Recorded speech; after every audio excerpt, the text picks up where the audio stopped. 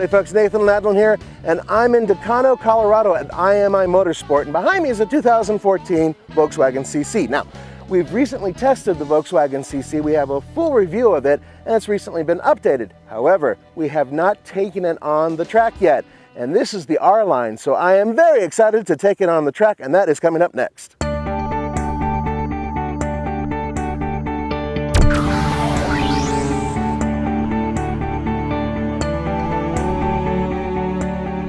This, folks, is one of my favorite engines, and it's a favorite of many of you, and I know that for a fact because it's award-winning. It's the 2-liter Volkswagen direct-injected 4-cylinder engine. This one puts out 200 horsepower and 207 pound-feet of torque. It's turbocharged, thank God, and even better, it's hooked up to a 6-speed manual transmission. Yeah! So, altogether, this is a very efficient engine and a very powerful engine. How efficient is it? Well, it gets 21 miles per gallon city, 32 miles per gallon highway, and it has a combined 25 MPG. And so far, with mostly highway driving, I've been averaging almost 27 miles per gallon.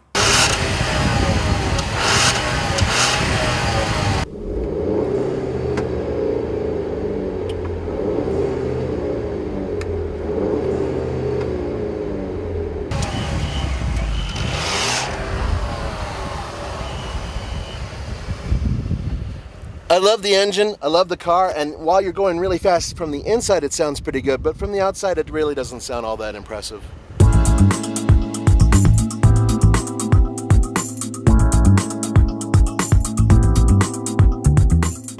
Alright, shutting off the AC just very briefly. It's already extremely hot out here.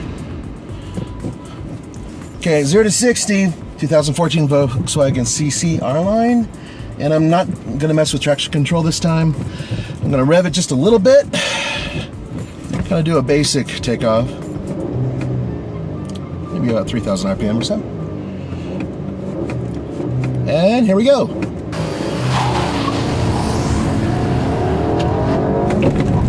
The reason I did that type of start was there is a little bit of lag with the turbocharger, right? Okay. So I thought by bringing it up a little bit and spooling it out without just slamming on it might get a decent 0 to 60 time. 7.54. That's not too bad. At sea level with this very same type of car, I was getting 7.2, 7.1-ish, and that was at like a proper track and everything else. So that's pretty damn good. Folks, there are a couple negatives to all of this beauty. One of which is you have compromised trunk space, only 13 cubic feet total. Also, if you go into the back seat, well, now you can sit 3 across. The original CC, you couldn't do that, so that's good, but because of the sloping roofline, headroom is at a premium. Legroom is okay.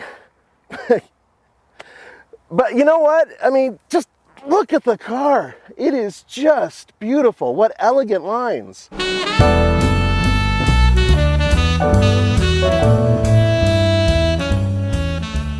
What I really like is the fact that everything here pulls up and lifts going towards the rear. It kind of gives it a natural rake, and then it's got this very strong hood line. I just think it's tremendous.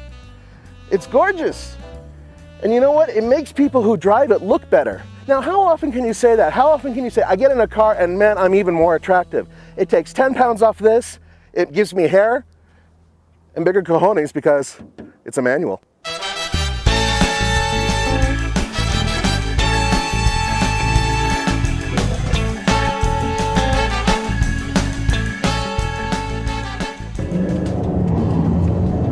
Better take off this time. We're doing this again because Andre didn't hit the button at the right time. He added a second to my lap. Now look, we're not really doing this to be completely competitive, but let's face it, it's a fun car. I don't mind getting a good time. Here's the good news.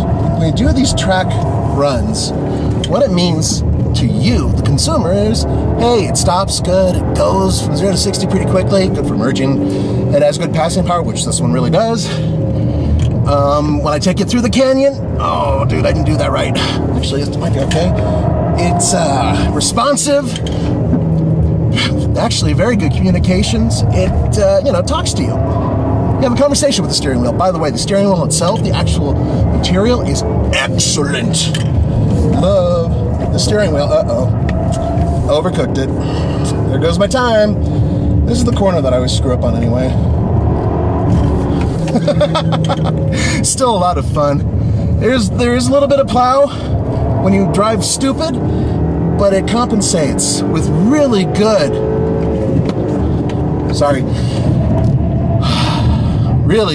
really good feedback and good balance.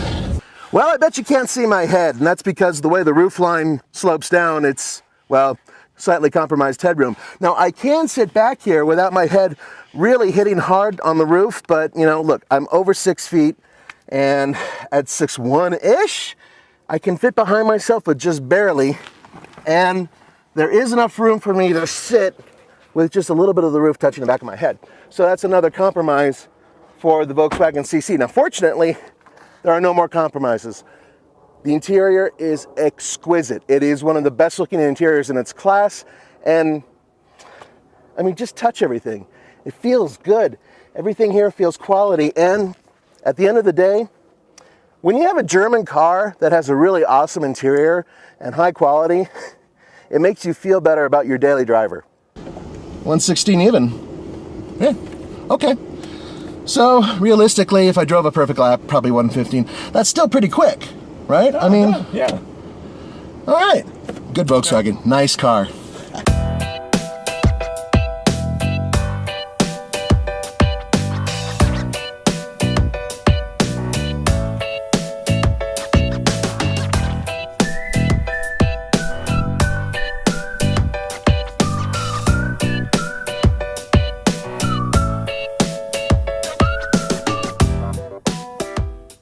Okay, for the old rating, buy it, lease it, rent it, or forget it. I give it a buy it, of course, and our new rating in terms of what it is in its bracket, I say it's out the top of its bracket. I'm going to be kissing this butt a little bit more. Oh. Nathan! I know.